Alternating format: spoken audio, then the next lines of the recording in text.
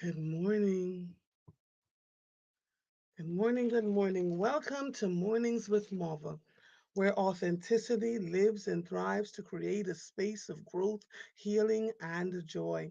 I am your host, Andrea Lawful Sanders, and each day we will cover the topics that are informative and engaging while learning from each other. Good morning to each and every one of you. There's a lot to cover today, so I'm going to get started. I have a guest at 7 o'clock, and there's some news I have to carry.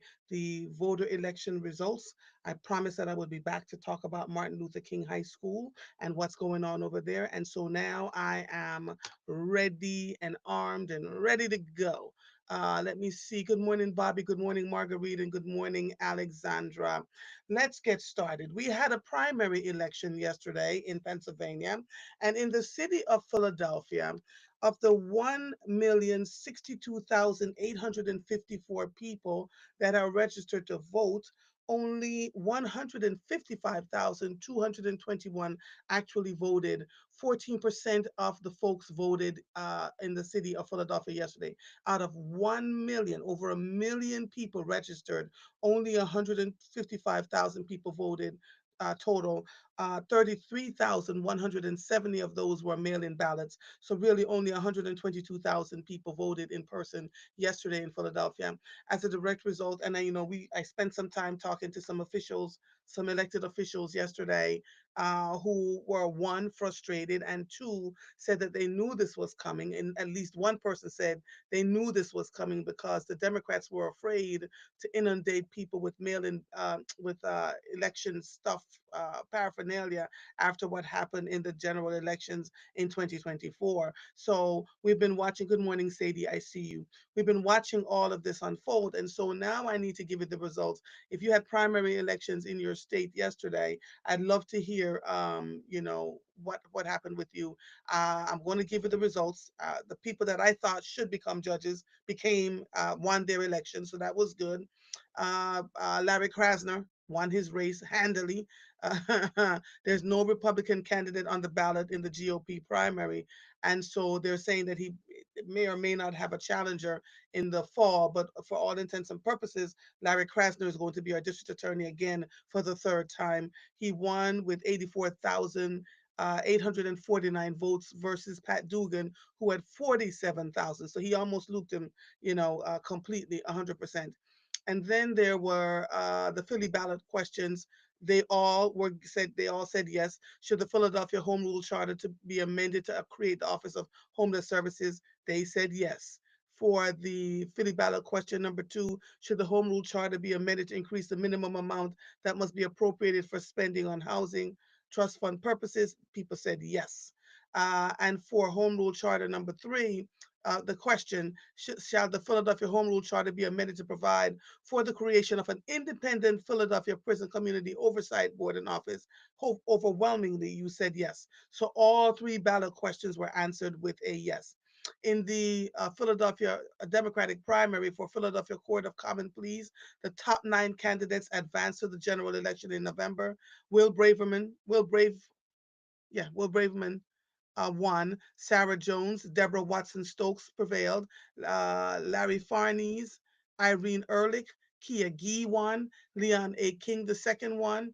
Brian Kislowski won. Anthony Stefanski won. Tanisha Henry won. So they're all Mike Huff got zero for this. I'm not sure if he was in the for this one.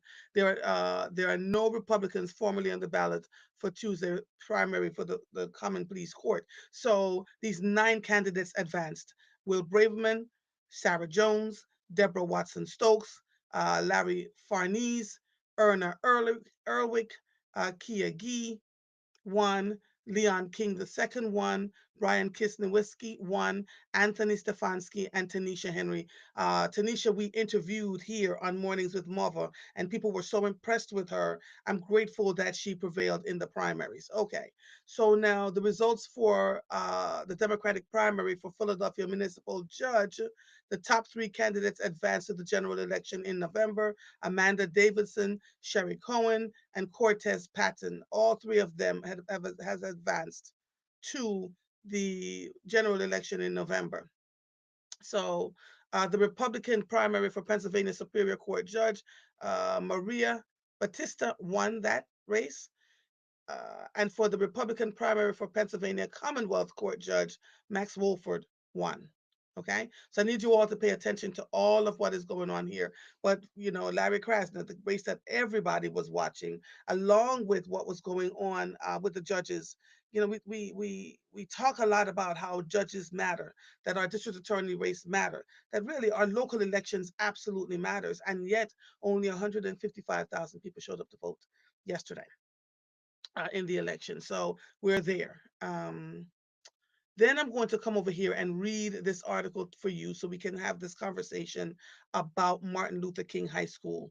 I have waited to hear from folks that have not gotten any response. I reached out to the Philadelphia School District and have not gotten a response. So now I am going to cover what has been the concern and the places where I got it from. So the Philadelphia Inquirer wrote this. This Philly 10th grader has had no English teacher all year. Now the district wants her to take a high stakes test. Almost 300 teaching positions are vacant across the school district of Philadelphia. One student went to the school board to share how vacancy is hurting her and her classmates. Colorina Gonzalez's English teacher left Martin Luther King High School in October. A kid slapped him and he never came back, said Gonzalez, a motivated student who likes volunteering and is a member of King's JROTC program. Since then, Gonzalez, a 10th grader, has had no English teacher. There have been a series of subs, most recently a man whose name she doesn't know. He doesn't teach anything. He just takes attendance, Gonzalez says. He says nothing. No work is assigned ever, she says. Next week, Gonzalez and her classmates must take the English Keystone, a test designed by the Pennsylvania Department of Education to assess high school students' mastery of what educators deem a milestone course. Keystone proficiency is one path to the high school graduation. Gonzalez has no expectation she'll pass the test. Since October, she has not written an essay. Lord have mercy, dissected a novel, or delved into a poem. How could she? It's just unfair, said Gonzalez, who was 15. It's like they want us to fail. They haven't gotten us the proper education. School systems nationwide are coping with a teacher shortage. It is especially acute in urban districts. Superintendent Tony B. Watlington Sr. recently told City Council that as of April, Philadelphia has filled 96.7% of its nearly 8,000 teaching jobs, slightly better than the same time last year when it was 96.5% of positions filled. But that still means almost 300 teaching positions are vacant across the city. And Gonzalez's situation gives a glimpse into the practical educational cost of such vacancies. When jobs go unfilled, students are taught by long term substitutes, some of whom have classroom experiences by retired teachers or by people who attempt some kind of instruction, or they might fall into situations like the one Gonzalez describes. Christian Clark, a district spokesperson, said in a statement that the school system, quote unquote, strives to make sure there are highly qualified, well supported teachers for our students every day, unquote. Gonzalez's class, Clark says, has had a long term substitute for the duration of her teacher's leave. She noted that Pennsylvania allows students to retake Keystone exams through 11th grade. While we encourage students to take the test, there are exemptions provided, although students will still be required to meet the graduation requirements to a different pathway to graduation, Clark said. When her original English teacher abruptly disappeared, it initially felt like a vacation, Gonzalez said. After a month, then two, three, four, five, I was like, this is not funny. We are not learning, she said. I would like my teacher back, or at least a teacher to teach for him. It doesn't bother every student in the class, Gonzalez says. Some don't care. Some are just going to get used to getting less, she said. To pass the time, people are just chilling, she said. Everyone's on their phones or they're just talking. That's if they show up at all. English is first period, so at times Gonzalez and her classmates don't bother coming to school for English. Sometimes I just stay home and get more rest or get ready or make breakfast, she said. Despite essentially being warehoused with no instruction, Gonzalez and her classmates are now receiving grades based solely on attendance. That was the first thing that I heard, that they were just getting grades based on if they were in school, they would get a good grade, which I could not understand. Good morning, Kim. She says, understand this. When questioned, we are told that the enrollment uh, a number at MLK did not support additional funds needed for teachers or EC course. I'm talking about extracurricular courses. So here is where we landed with Philadelphia. So with MLK, I have here a copy of the letter that was sent to uh, Kinsey. This was sent in March 19th, 2024. It says here below are the key points outlining the pressing concerns: lack of administrative direction. The school lacks clear leadership and direction from its administration, leading to confusion and inefficiency in daily operations. High absentee rate. There is a disturbingly high rate of absenteeism among both students and staff, which greatly disrupts the learning environment and educational progress. The staff inconsistency. The inconsistency in staffing levels and teacher presence undermine the continuity of education and hamper student development. Climate control issues. The inadequate climate control within the school premises affects both the physical comfort and the ability to concentrate, hindering academic performance, leading to safety concerns and potential disciplinary issues. Administrative oversight. It is evident that the root cause of many challenges faced by the school lies in the administrative shortcomings rather than issues directly related to the students. The lack of vocational guidance and insufficient teaching staffing hinder the school's ability to provide a comprehensive and sustainable educational program. Limited curriculum choices and electives. The low student enrollment can be attributed in part to the limited choice in curriculum offerings and elective courses. Providing a more diverse range of options would likely attract a broader spectrum of students and enhance overall engagement and satisfaction. It is crucial to emphasize that these challenges are not a reflection of the students' capabilities, but rather stem from systemic issues within the administrative framework of the school. Without prompt intervention and support, the academic success and well being of our students are at risk. Therefore, we implore you to prioritize a thorough review and assessment of Martin Luther King High School with a focus on identifying and implementing solutions to address the aforementioned issues. This may include providing additional resources, training programs, and personal support. We sincerely appreciate your attention. This was written on behalf of over 300 members of the Alumni Association. So this has been going on for a year. I said 9 to 10 months. It's really been going on for a long while, and I've been in the middle of it trying to figure out how we can support. Right, so I've reached out to different folks. Someone from the Inquirer called me. I wouldn't have that conversation because I really just wanted to make sure that we were following through on what was going on. It says here there is an average of 10 to 12 teachers absent every single day at Martin Luther King High School. And an average of 10 to 12 teachers absent every day. One teacher has paid for the prom photographer reservations out of her pocket. A copy of the letter was sent to State Rep Steve McKenzie. They did not hear back from them. They did. They said this resulted in a couple of meetings and a promise. You are aware again, Andrea, that did not nothing materialized. And then there's the absentee listing. Uh, ooh, wow. So I'm looking at the full payment for the payment to the Entourage yearbooks. So the total amount due was $3,262. The full payment for the Martin Luther King yearbook project, 2,000 was paid upfront, and then there's a balance of $1,122. The problem with this is the children paid up front, so the monies are there. And according to at least one teacher at Martin Luther King High School, that if let's say the cost for the program, and I'm making this up, the cost of the program book is $20 or $30. The principal charged them another $10, so they paid $10 extra in some cases. The monies are sitting there, but yet the people have not been paid. These are the things that I'm talking about that are happening every single day at Martin Luther King High School. There has been the concern. Um, let me see here. Let me just make sure that I have this. Okay. There has been concerns, and I said this yesterday, that the principal shows up 1 to 2 days. a week. Sometimes she doesn't show up at all. And when she comes, she's there for an hour and then she leaves. So this has been something that has been reported over and over again. Now you tell me, and I want you to tell me if we're sucking water, canal water here. This student says that she has not had an English teacher for over 10 months. I am hearing from the schools themselves, the school them within the school, that this has been a problem. The principal is not there. The assistant principals are trying their very best to do what needs to be done to make some decisions. It's just a horrific set of circumstances. The enrollment is down because parents are saying that their children are not getting the services that they need. The teachers are not there.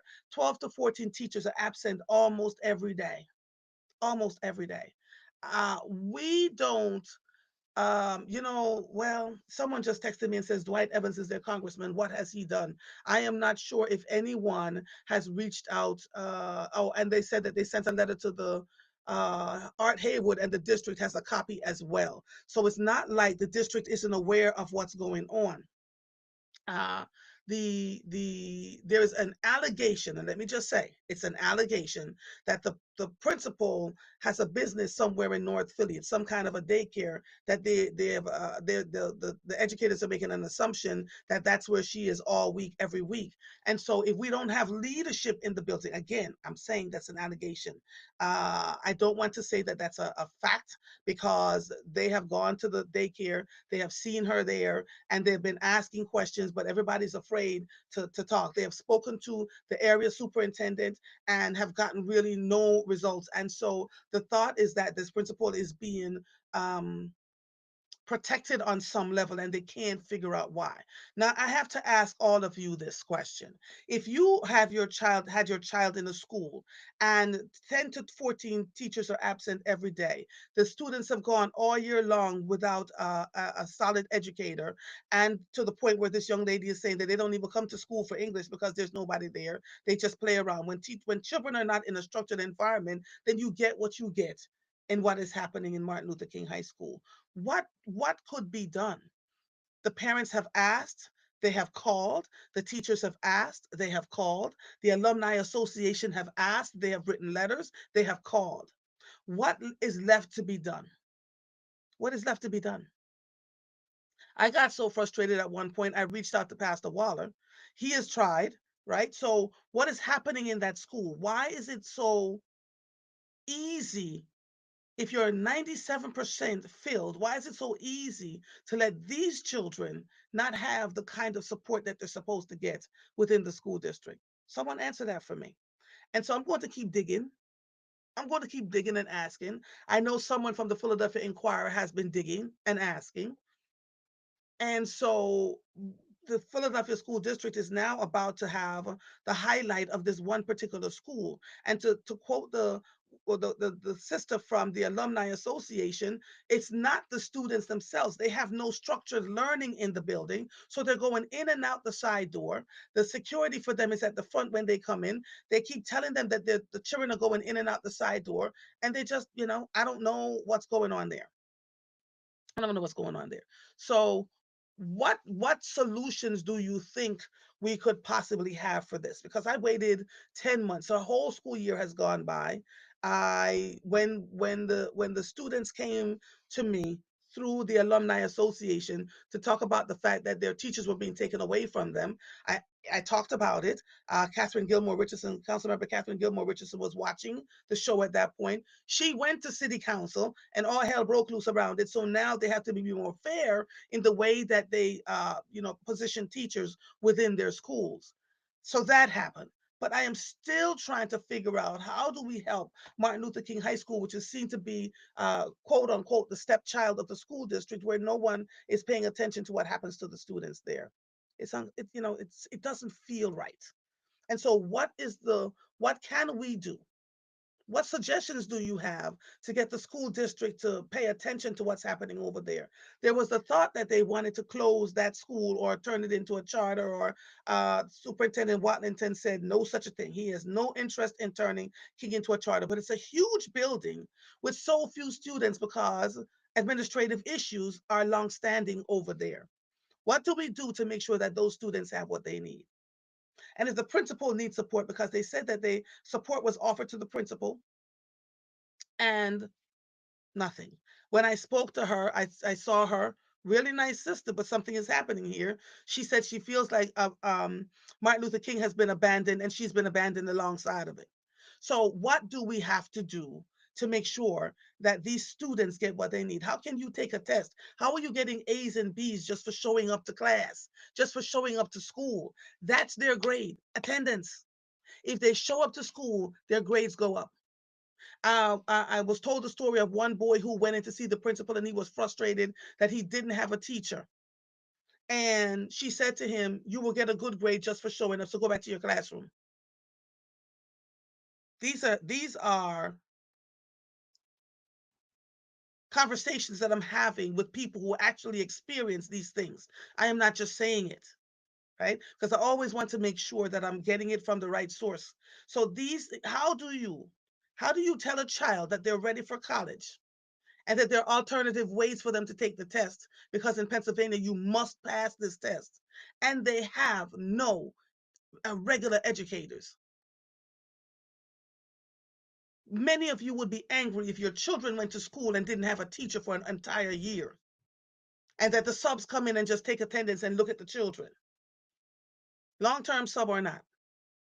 And when you don't care about children, it shows up. So, yes, if they have no structured environment, what are we expecting of them at this point? That's the question that we're all asking. And it feels almost like no one truly cares what happens in this school because the coverage is not there. The media coverage is not there about Martin Luther King High School. Why are these children disposable? The students have gone down and to 440 Broad, and they have protested. The students have tried. I was the only one that was willing to cover them on the air. So the students have tried and they continue to try. So Swanky Life says, is there any way to organize a town hall meeting to discuss these things? And they've done it before. They have done it before. They have done it before. They've had the town hall meetings. I've been to a few of them. But for some reason, this particular school is just ignored and it's silenced, and people have put in writing all the things that are going on there. Michelle, the problem with what you're saying to me, she says, if the meeting can't take place at the school, can we find a local church to host this? We have had, hear what Mom was saying to you. We've had meeting after meeting, town hall after town hall. They meet, discuss, said they will try to do something, and then nothing happened. Melissa Harris said, I would sue the school district. It is pretty bad. And even in my efforts, because every time I have reached out to the school district of Philadelphia, to their communications team, because I'm going through the proper channels, it's either met with, we're doing the best that we can. Like this woman who the Philadelphia Inquirer got an answer from, and what she essentially said, well, okay, so she can't take the test this time because she don't have a good teacher, so maybe she can take it next year. Why would you do that to a student? Why would you do this? Swanky Life says they need to file a class action lawsuit. Similar things have happened, not this egregious, in other school districts. And I remember saying to the superintendent of Upper Dublin years ago, you're going to get sued, right? Just observing all the things that were going on. This is what's going to have to happen in other places. I watched Lower Merion get sued. I watched Upper Dublin get sued. I really think that there's a hope that the parents are not organized enough, or the alumni association is not organized enough to do something like this. You cannot. It's unconscionable that you allow so many students to fail, and you have a trite answer for why this is acceptable, or it's we're doing the best that we can. So, it's, oh, Lord, I'm telling you. Laura says, good morning, mother. Yes, I'm glad Tanisha won. Beatrice says, in my ward of 792, only 115 voted, right? Yeah, yeah. But here's the thing, y'all. Let me say this to you. I have had conversation after conversation with adults that are now my age who have said that they've been failed through the Philadelphia school district. And I've said this openly and transparently. I have friends who graduated from the Philadelphia school district years and years ago. If you don't go to Central or Masterman or one of those, what they considered elite schools in the school district of Philadelphia, everybody else seems to be on a failure pathway. And she is 50, my age. She's 50, she's a little bit, maybe 56, 57. Still does not know how to read properly. Can't read a book with more than 4 or 5 pages. And it has to be one of those, here comes spot that. We have walking people who are illiterate, functional illiterate people walking through these streets, and we wonder why things are happening in the city of Philadelphia the way they do.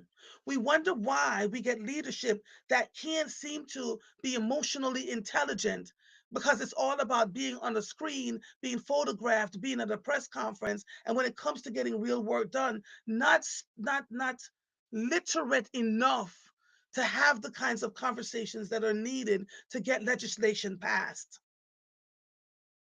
And I keep saying, if you can't do it, at least hire people who are competent to get the legislation passed, to write the stuff. But when they hire those kinds of people, they're not reading the ish, and they show up in these meetings and go, well, I need to check with my staff. I need to. They can't even coherently have the conversations about the studies and the things that have been done on their behalf. This is the product of going through schools that consistently fail them over and over and over again. How is this acceptable? And so we label a school like Martin Luther King as the bad school, and we need to stop that, because there are adults that are failing them over and over and over again. I, it's out, like Winetta says, it's time to make the local community aware, and our local news outlets. Um, this is just outright neglect. Craziness. Absolute craziness. Why is this okay? Why is this acceptable? Why is this? Why is this? I've talked to teachers who have said they got brand new computers and brand new books, and they're locked away in closets. I've had conversations with teachers. I remember maybe about 3, 4 years ago, a group of teachers and principals asked to have a dinner with me, and I sat down with them, all of them from the Philadelphia School District. And they said, if I could tell you some of the things that we have seen, teachers showing up to class and having the children unbraid their hair or lock their hair while they're teaching nothing in class. Why is this acceptable? And the people who have worked really hard to do what they need to do to get what the children need walk away in frustration. I've lost count. The way processes are done, they have to figure out how to redo them over the years, because it's just so much craziness going on there. Why is this acceptable? Why is it acceptable that we have functional, illiterate people walking around, getting jobs in leadership, can't figure out how to get a job and hold on to a job? And we keep passing the buck along, superintendent to superintendent to superintendent to superintendent. When Watlington came in, he spoke. I saw that because that was sent to me too. He set out an edict, said, "Listen, a lot of you are going to end up losing your jobs if you don't do what you're supposed to do." On some level, I can see where he's trying very hard to move out the dead weight, but it's difficult. If you don't like teaching, if you don't want to be a part of, or to be an administrator, then leave, go somewhere else. But this is absolutely not acceptable. It's just not. Then Lena says, "Where's Watlington? He needs to be called on the carpet. The principal fired." Laura says, these are systemic issues. Low pay for teachers, bad behavior, and combative parents have worn teachers down. It's no longer a confession that people want. It's no longer a profession that people want. So sad. Alexandra says, "I agree with Melissa Harris. I think they want the state to take over the school." Melissa's right. Joanne says, 10 days without a teacher is an outrage. 10 months is unconscionable. Where's Tony Watlington, principal of the year? Laura says, Marva do you think, what do you think should be done? I don't know enough about these issues to have an opinion. Andrea says, so nobody has walked upon the principal anywhere. She's just a ghost. I'm telling you, Andrea, this has been the situation. And when I learned about this 10 months ago, I began calling other principals and I say, yo, talk to me. This is what I'm here. Before I let this loose. And the principals called the schools, or they went to visit and talked to other people with, that they knew in the schools, and they called back and said, yeah, missing. And somebody made her aware that she was being looked at, and she started showing up to school again, and then she disappears again. What is happening? Lord have mercy. I see Lenora there. I got to take my. Danette says the school district of Philadelphia needs legal action taken against them. Lack of proper education, but building more prisons. And Andrea says, and if Watlington says nothing, does the board not have a say? Was there not a flutter of conversation recently over district budget? Not a peep about this during public comment? Viola says, remember Germantown High after all the work was done, Reverend Waller and Lee Simmons. Tamara says, this is something that was going on under Height and Nutter. I still have ill feelings towards them for it. I don't, she says, have the words to articulate the many ills that I noticed and questioned back then. Tiffany says this is one reason our children are running back amok in Philly. They know when people don't care. Absolutely, absolutely. Uh, Lord have mercy. There are people, Tamara says, that are currently teachers that can't spell. Listen, I watched an educator get her PhD. She couldn't write a proper sentence, couldn't spell, couldn't conjugate her verbs. I'm watching this. I'm watching this.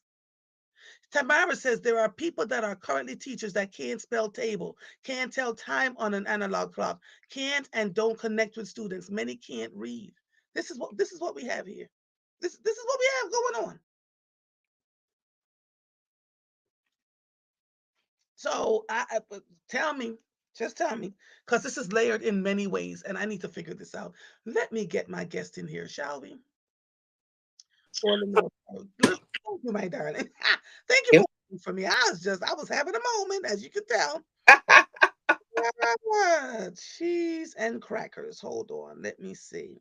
Let me introduce you to the people. Because I want them to talk to you.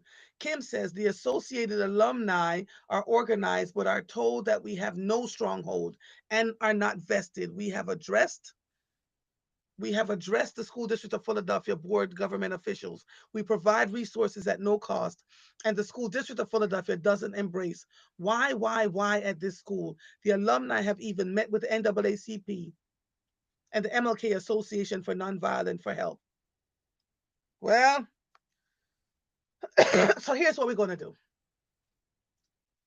I'm not letting this go. We're going to keep talking about this. Forgive me. I get excited and All right, let me introduce Lenore. Lenore Sears Gay is a distinguished healthcare professional with over 40 years of dedicated service. Her passion for nursing ignited in junior high when she volunteered at a local hospital, leading her to work as a nursing assistant in high school and eventually earned her nursing diploma. Lenore, is it Lenore or Lenora? Lenore. Thank you. Got it right. Lenore holds a Master's of Science in Nursing and a focus on care coordination and a Master's of Business Administration. Good morning, my sister. You're on here to talk about nursing, the Good importance morning. of it, and why nurses should be celebrated. So, Yeah. you want to start? Yes. Well, this is Happy Nurses Month to all my nurses out here. Nurses are recognized finally because of all the hard work and dedication we do into the community. Many years ago, nurses, particularly Black nurses, we were discriminated against. We weren't allowed in any organizations. We weren't even allowed to work in hospitals. We were just relegated to private duty and basically like chambermaids. But because of all the hard work and dedication and the fight that our ancestors did, we are now major healthcare providers in our society. We address health disparities in our communities, particularly the maternal death rates in Philadelphia. And we are at an advantage because nursing is was voted as the number one trusted profession in the country a few years ago, especially right after COVID. The families and doctors relied on us to help maintain health issues in the hospitals and in the communities. So people depend on us and they trust us. Yeah, I can say this firsthand that I believe. So the doctors do the surgery. Once they do the surgery, they disappear, right? You have to Absolutely. literally call them. The nurses are the ones that are taking over the mantle and doing the work. What are some of the things that nurses are experiencing that we as the general community can support you should we find ourselves in the hospital? Well, believe it or not, there's an uptick in nurse violence in the facilities. Patients are beating us, shooting us, doing all types of ridiculous things. It's sad. I don't know what the problem is, but there is a major uptick in nurse violence, and believe it or not, we're not supported by administration when violence happens to us. Basically, they're saying it comes with the job, so you have to. Really? Yes, isn't that ridiculous? Nurses are assaulted, beaten, raped, and basically they're Did you saying say raped? yes. There have been a few nurses that were raped and assaulted in hospitals. Yes,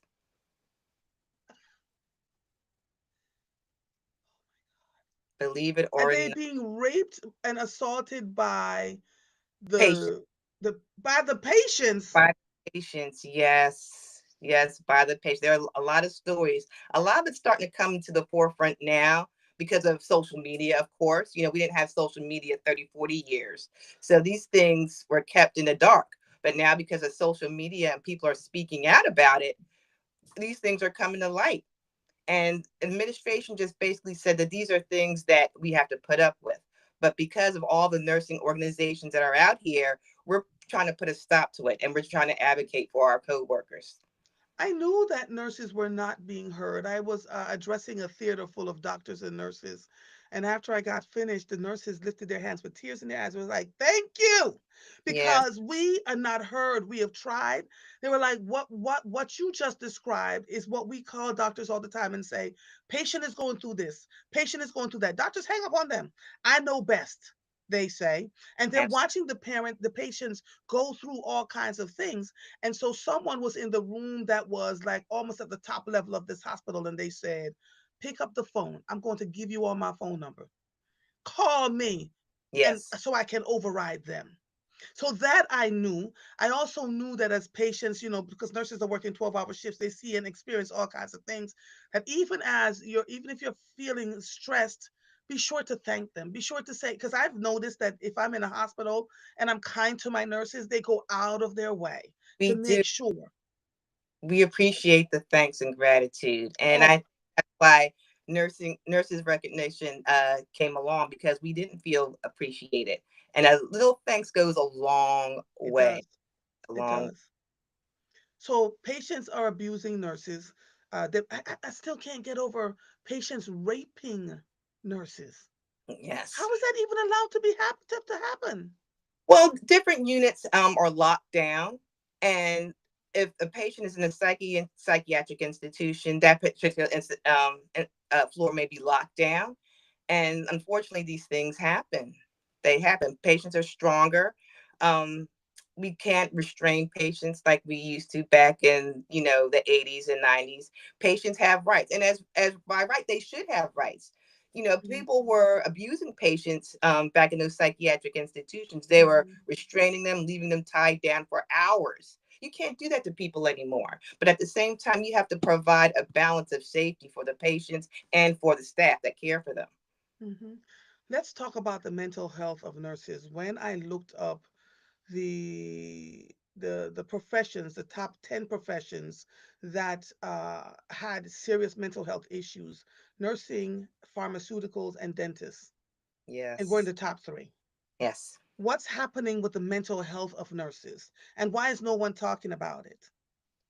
It's the stress of the career. Like you stated earlier, nurses are working longer hours. Hmm. We're constantly short staffed.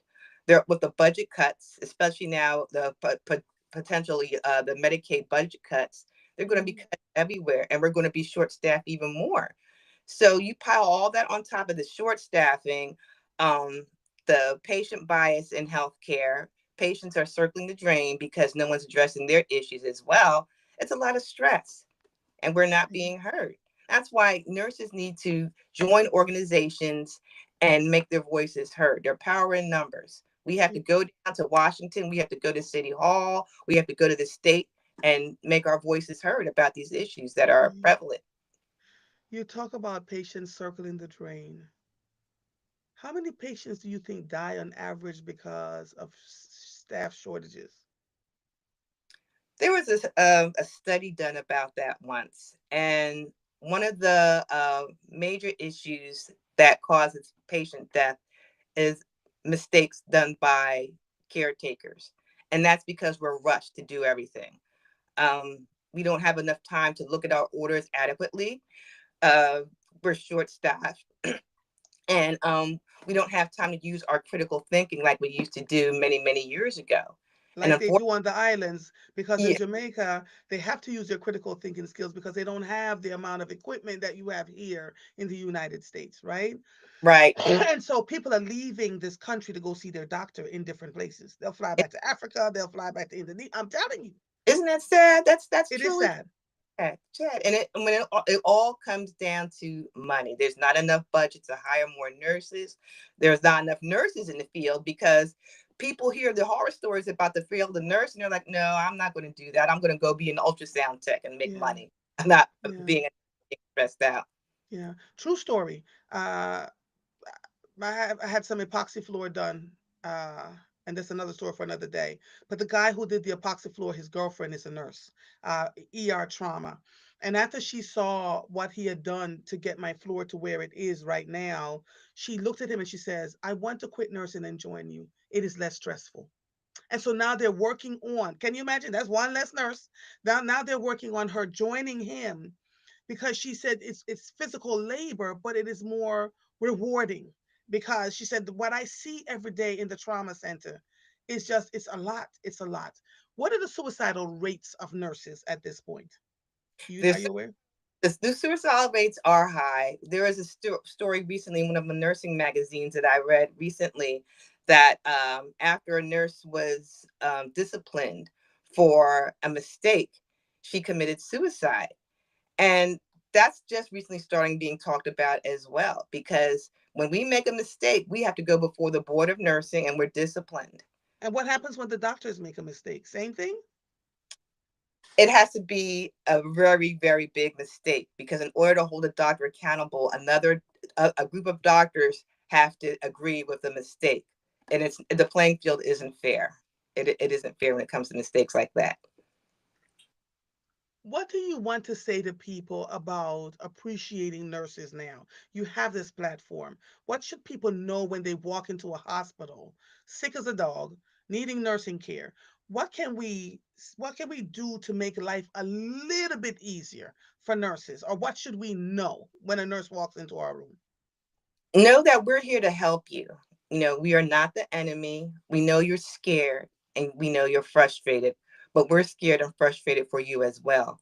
We're your advocates, we're your voice, and we're there to help you. So help us help you by coming to hospital with complete information. Mm, Try to be calm, try to be focused, mhm, and advocate for yourself. If you think something isn't right, and we all have that inner voice inside of us that says, this isn't right. You may not have the medical education to give us exactly what you think is right. wrong, but we all have that inner voice. You have Mhm, to speak up for yourself. mhm. And if you're afraid to speak up for yourself, you bring that girlfriend or that friend or that mother or Or that daughter. wife, or that Yes, husband. Yes. yes, yes. I was so proud of you the way you spoke up for your husband. It brought tears to my eyes because I wish more patients were like Sister Andrea who spoke up. You're here, you're not a medical profession, but you knew Not at something all. you knew wasn't right. But And you know what was so interesting? In the middle of all of that, all of my husband's family members were like, he's fine. He's talking to us. And I'm looking at them, I'm looking at my husband. mm-hmm, Something is wrong. yes. The same thing happened with me when I realized I was allergic to shrimp for the first time. My throat was closing up. That man calmly put on his shoes.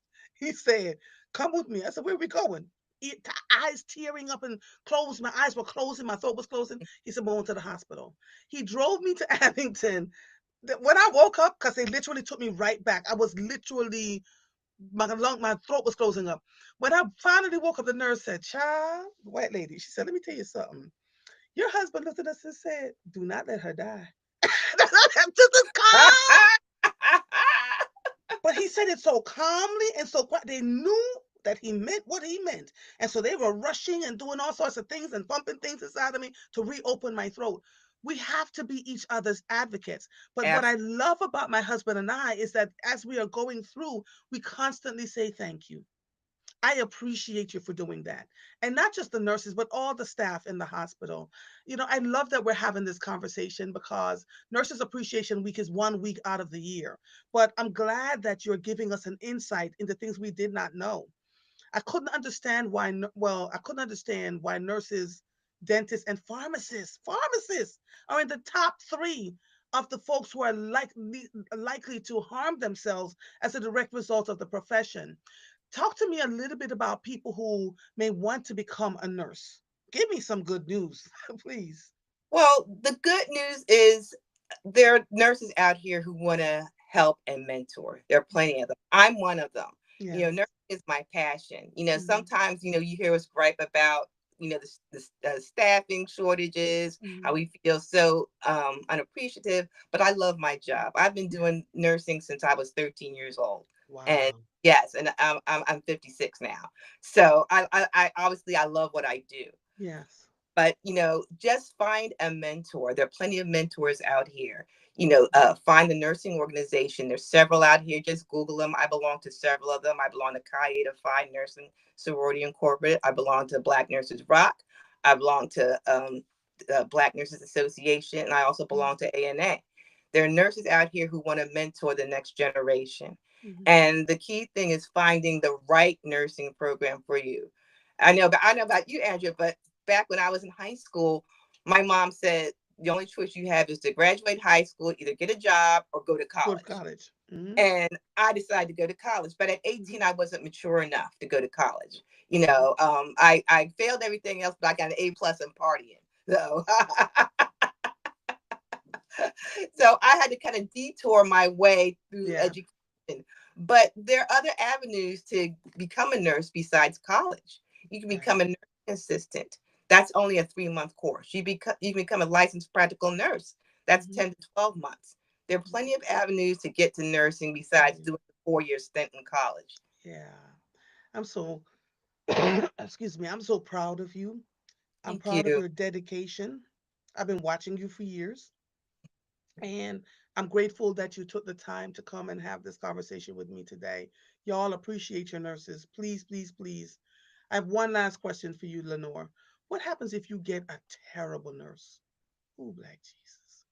And unfortunately that does happen when you get a terrible nurse. I have multiple sclerosis and I have to be hospitalized frequently. Well, by the grace of God, not so much anymore. But when I was first diagnosed, I was hospitalized frequently. And I wouldn't come in there and tell, I'm a nurse, I demand better care. I would sit and I would watch them and I would gently correct them, and they could tell by the way I corrected them that they knew I was a nurse. But if you get a terrible nurse, again, use your voice. You don't have to be rude, but you could be firm and assertive, and you'd say, may I please speak with the charge nurse? And Yes. if you can't, advocate for yourself, get that friend, get that daughter, get whoever, call me. I love Yes. advocating for people. Yeah. I'm running down to City Hall, Washington, and Harrisburg about once or twice a month. The state reps say that I need to have a job up there because I'm up there. So, How can people reach you if they want to talk to you? How can people reach you if they want to talk to you? oh, easy. I'm on Facebook, or you can simply send me a message via Messenger on Facebook. My Mhm. Facebook is Lenore Super Nurse Sears Israel, or you can send me a Mhm. quick text 445-262-2030. And I answer calls all the time. I don't like to see our people being mistreated. And I may Yeah. not have all the answers for you, but I know Yeah. somebody will have the Yeah. answer. Yeah. Give me that number again. 445-262. 445-262-2030. 2030. I had it right the first time because I guarantee you somebody's going to reach out to me and go, I I want to talk to so her. I hope so. We need quality nurses, and we Yeah. need to learn how to stand up and be engaged and be informed and take action. Yeah. My sister, always a pleasure talking to you. Always. And I want to thank you for keeping us informed. We You're need your welcome. platform. You're awesome. Thank you so Thank you, much. my sister. Bye bye. Bye bye. Bye bye. That was good. That was good in the midst because I have to go back to Martin Luther King High School. Rosalind says, why is this going on for so long? You know, this boils my blood. For those of us who have been advocates for children for decades, we understand the importance of that. I want to thank Lenore for joining me today because I think this is a conversation too with the nurses that I'd like to revisit at some other time because she gave us some great information. Kim says at this time MMLK has a pseudo SAC. What does that mean? It is coordinated based on the tiniest of requirements to say that they have one. My God, when oh God, it's hard. Tamara says I have protested with Pastor Waller at the school board under that leadership. Joanna says a $4.6 billion budget and no English teacher. I bet the absent principal gets her paycheck. Tiffany says, unbelievable. I left Philadelphia 25 years ago so that my son would not be educated in the Philadelphia school district. I saw the handwriting on the wall. Andrea says, she said, it's my sister. Hi, Eleanor. Jazenia says the principal should be fired. The school superintendent needs to be held accountable. West Philadelphia High School still exists at 49th and Chestnut. Tamara says, Happy Nurses Month. Alexandra says, homeroom mothers and fathers create a group of parents willing to be like a parent board. We had that at my high school, and they kept the principal and faculty in check, along with being our voices. It is how the Com Society started. Even when you're living in hi, sweetie pie, even when you're living in a suburban school district like we were, we had all these things happening. There were teachers that were not great. They were targeting our children. And so the Com Society, Committed Advocates Leading Many, was formed. And it's still it's still in existence. We've been asked to travel all over the place to answer the questions around how is it that we were so successful. The problem is and what we did was we were not a large group, but what we helped so many people that parents would come to us, parents who wanted to be involved and engaged but couldn't because they had to work the overnight shift and was sleeping when it was, you know what I mean, or working when the meetings were being held either during the school day or after school. We have to be careful to find ways to support parents, to make them aware, whisper down the lane. The teachers would call us and say, you didn't hear this from me, but. And when that would happen, we would know how to show up at the school board and ask the questions that we needed to ask. But you can't go there and say, Miss So and so told me so, or Mr. So and so. The teachers, the secretaries, the folks who clean the schools, they're the ones who knew where everybody was hidden. It's very difficult. And so in the case of Martin Luther King High School, I believe the Alumni Association, I think Martin Luther King has a lot of alumni.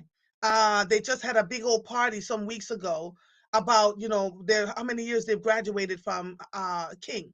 I believe that they are going to be the key in all of this, in gathering the parents and to support the students as they go through this trauma, because this is insane. um Let me see. Laura says, first off, I never knew how rigorous nursing programs are until I watched my aunt go through. Oh, it's rigorous. It's absolutely rigorous. And studied no less than 5 to 6 hours a day after classes. Nurses get my utmost respect. Red heart shape. Tiffany, the world is coming to an end. There's some crazy people out here. Child. Child. Donette said, I had no idea the abuses nurses are experiencing. I did not know either. I did not know either. Viola says, my 55-year-old daughter loves teaching here in Delaware. She was in Wayne, PA for 20 years at a Montessori school. Some parents were from 6ABC. Tiffany, the nurses are the ones that spend the most time with you or your loved ones. They monitor and care for you. Absolutely. So when you get a really good one, my God. Uh, so I also learned that three of the places that would house people with mental health were summarily closed recently. in Philadelphia, and nobody talked about it, because it goes right under the radar. Let me see if I can find. Hold on. Ooh, let's see. Um, Four major mental health and substance abuse places are closing their doors this month: the Wedge, Interim House, Guadenzia, and Net West. So, if people are going through all these substance abuse issues, but they're closing them, how are we going to? It's just a lot. It's a lot. Tiffany says my hairstylist niece left nursing during COVID and now does braids full time. She is less stressed and making more money. uh, Alexandra, it's because my doctor wasn't held accountable for his mistake that almost cost me my kidneys. The nurses advocated for me. Ooh. Took care of me until I was coherent, and my family members were made aware of what happened. Marguerite says, we know that something is wrong. I knew that my husband was experiencing early onset of dementia, yet the medical professionals continually told me that I was mistaken. Use that gut. Use that gut. I'm telling you. Laverne says, my grandfather was in rehab when we had COVID. The nurses were overworked and tired. I went to help with him. He went to another one for care for a week and was loved so well. As essential and needed as nurses and early childcare educators are, they are acknowledged the same week. It's nutty to me. Whew. I went to school for nursing, then went to childcare. I love the fields. Tamara says, I love Miss Lenore. She runs around Enon making sure all the people are good. She is true to her word and work for, I agree, the people. I absolutely agree. Melissa says, get Veronica Joyner involved. She was very successful in suing the school district. Who? Marguerite says, my bestie has been a nurse for more than 30 years. Her stories are wow. Yes, yes, it is. It's closing. Gardenzia is closing. Yes. And this is from a very reliable source in the government that four of them are closing. Let me tell you who they are again: mental health facilities, the Wedge, Interim House, Guadenzia, and Net West. And silence from the administration, this person wrote. Um, so lots of things are happening. It's a lot, Lord. Winetta Smith said the women in my family are all in nursing and medical field. Once a nurse, always a nurse. So in my family too, you're either a nurse, a doctor, or an educator. And there are tons of nurses. One of my sisters is a full-fledged nurse. So lots of things are going on, and I have cousins that are nurses, and then my aunt, my mother's only sister, was a nurse, a head nurse, and so we take the medical field very seriously. And when we have issues, medically, my sister is so proud. She said, "Oh, you in there telling the people because you have to advocate for yourself in a way. You know your body better than anyone else. And when you feel dismissed, I remember having to say to a doctor a few months ago, you can't see me again, and you have to give me somebody else in the field." I said, "Because you spent 20 minutes looking in your pad, typing and writing, and you have yet to look up and acknowledge me. Goodbye." I got up and walked right out. The lady that brought me in, she was cackling, black lady. She said, "Ooh, they need more like you." Just arrogant and not concerned about my health when all I got is one heart, one liver, two kidneys, right? And one functioning brain. And if you ignore what I am telling you and you go ahead and do what you want to do, all you can say is I'm sorry. And that's not acceptable. That is not acceptable at all. And so whenever you're going into the hospital or to go see a doctor, make sure you take somebody with you who can advocate for you. I'm going back to Martin Luther King High School. Good morning, Teresa Bana. Kim Cat said the alumni had conversation with Veronica Joyner as well. How did that turn out, Kim? Because I need to know. Tiffany says nursing is a calling. Some are going into nursing as just a job, and a job that is recession proof. And you can tell. You can tell because they're the ones that give you the hardest time. Ash says never enough nurses. Uh, Nursing education is tough. So, my darlings, it is 7:30. We had a full show today. I need you to be aware that on Memorial Day, I will not be on the air. I will not be on the air on Memorial Day. I am going to enjoy my weekend like the rest of you, all of you. And so, I appreciate your continuing to open up the airwaves every morning and to listen to the things that I'm offering to you. I am going to. I'm not sure if Cherie Syfax is going to be on because I know she was on her way to the continent. You're welcome, Asses. Thanks for shedding light on MLK School and Nursing. So I think I'm going to find somebody to come on tomorrow that can have a different discussion about love, right? I'm excited about that. So if your phone rings, answer it, damn it. So we can talk.